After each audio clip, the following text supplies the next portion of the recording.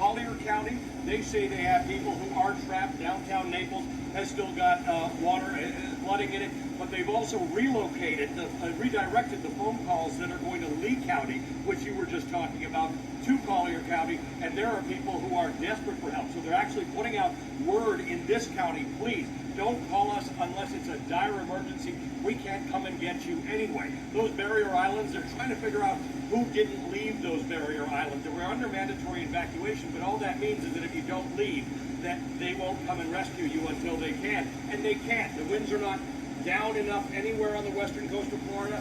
The water's not far enough gone. So there's not even going to be a beginning to rescues and things like that until tomorrow, let alone the 1.5 million plus people who I was don't just going have to power say, in look Florida. at the That number's beach. going up. There are a lot of people without cell phone service. So as you say, we're starting to That is see such the a end of really this nice thing, the area. back of it. In points north of me, in Tampa and northeast of that to Orlando and Jacksonville, they're actually still seeing the worst of it because the storm has slowed down to really the speed at which a human can walk.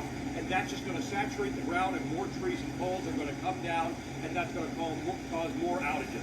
So there is a lot that the state continues to face, and we probably won't know until the sun comes up again how much damage there actually is. There's some relief that we're seeing the back of it, but it's nowhere close to over. Jeff? Wow. Well, the good news is The water's receding. and it didn't slow down quite that much. It's at 8 miles an hour. That is the good news, because if this was a 2 or 3 mile an hour slow moving storm, boy, can you imagine? Jeff Patterson, he was in Punta Gorda for how many hours? We watched him get battered. If that storm moved 3 times less, you could have gotten nailed for 10 hours with 100 plus miles an hour wind. So thank God that this is moving at a decent pace. Yeah, definitely. Wow.